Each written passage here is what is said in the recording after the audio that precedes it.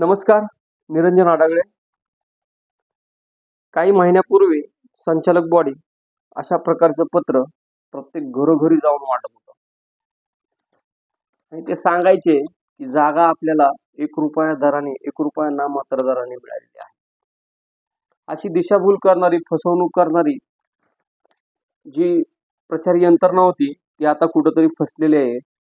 कारण सप्टेंबर महिन्यामध्ये general body झाली, त्याच्यामध्ये काही प्रश्न विचारले, जागेचं अधिमूल्य भरणा, तसेच जागा वर्ग 1 वरून वर्ग 2 वर करताना भरायच्या भरावयाच्या रकमा. आता ज्यावेळेस सप्टेंबर महिन्यामध्ये जनरल बॉडीमध्ये सावित्रीबाई फुले स्मारक येथे काही प्रश्न उपस्थित केले बिल्डरला, त्या अनुषंगाने बिल्डरने 1/10/2025 रोजी एसआरएकडून एक चलन प्राप्त झालेलं आहे. या चलनामध्ये 66,80,304 रुपये असे नमूद केलेले आहेत आणि 25% प्रीमियम, 25%चा प्रीमियम लँड प्रीमियम म्हणून ते टिक केलेलं आहे. आता काही लोकांचा प्रश्न होता की ₹1 जागा झाली, काही म्हणायचे आता आपल्याला काही भरावं लागणार नाही. काही संचालक सांगत होते की ₹1 झाला तर विषय मिटलाय जागेचा. मग जागेचा जर विषय मिटला असेल तर तुमच्या बिल्डरला कुठल्याही प्रकारचं जनरल बॉडीमध्ये उत्तर देता आलं नाही. तसेच हे एसआरएचं पत्र आहे, या पत्रामध्ये क्लिअर नमूद केलेलं आहे 66,80,304 रुपयाचं चलन एसआरएने दिलेलं आहे, ते बिल्डरला भरायला सांगितलेलं आहे. हा लँड प्रीमियम 25%ला टिक केलेलं आहे. ही फसवणूक असून ही जी रक्कम आहे, जर तुम्ही जागेचा 2005चा जर भाव बघितला किंवा 2008 पर्यंत जे आपण 8,33,833 रुपये जे भरले होते जिल्हाधिकारी यांना, त्यावेळेस जागेची व्हॅल्यू 7,66,00,000 रुपयाची होती. त्याच्यानंतर यांच्या अडाणीपणामुळं जागेचं प्रकरण हे खूप मोठ्या प्रमाणात खालीवर पेंडिंग होत गेलेलं आहे आणि आपली कुठंतरी मोठ्या प्रमाणात फसवणूक होत गेलेली आहे. जागेचा विषय आणखी तगायत मिटलेला नाही. जागेचे 3 प्रकार आहेत. त्यातला एक प्रकार जो मोठा लँड आहे 633चा, त्या लँडवर प्रीमियम त्यांनी 25% रक्कम, 25% लँड प्रीमियम असं म्हणून त्यांनी ते कॅल्क्युलेशन केलेलं आहे, पण ते साफ खोट आहे असं मी म्हणेन. त्याच्यानंतर 593 क त्याच्यामध्ये 30 सप्टेंबर 2022ला 7,96,827 रुपये भरलेलं हे बँकेचं चलन आहे.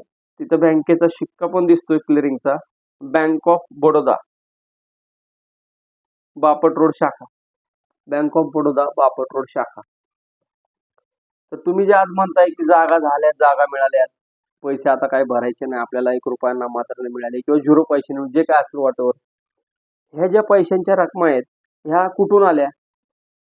तुम्ही प्रत्येक जणाला सांगताय की आता जागेचा विषय आपला नील झालाय, XYZ व्यक्तीने बाबा स्वतःचे पैसे भरलेले आहेत, एवढे पैसे भरून त्यांनी एवढं कष्ट करून केलेलं आहे. माझं सांगणं एवढंच आहे, कुठल्याही अफवाला बळी पडू नका.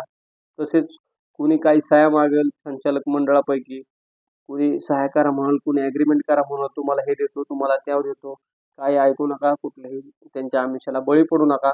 आपला जागेचा विषय आणखी प्रलंबित आहे. जागेचं टायटल क्लिअर झाल्याशिवाय कुणीही कुठल्याही प्रकारच्या सहाय्य करू नका. जागेचा प्रश्न हा किचकट आहे. वर्ग 1 ची जागा वर्ग 2 वर देताना ह्या संचालक बॉडीने किंवा ह्या जे कोण असतील त्यांनी कोणालाही विश्वासात घेतलेलं नाहीये. त्याच्यानंतर त्यांनी संचालकांना सुद्धा विश्वासात घेतलेलं नाहीये, स्थानिक नागरिकांना सुद्धा विश्वासात घेतलेलं नाहीये. ह्या जागेच्या रकमा खूप मोठ्या आहेत. त्यामुळे मित्रांनो, माझी सगळ्याला विनंती आहे, बंधू भगिनींनो, कुठल्याही प्रकारच्या ॲग्रीमेंटला बळी पडू नका. आज ही जी 66,80,000 रुपयाचा जो भरणा आहे, हा 10% पेक्षाही कमी आहे.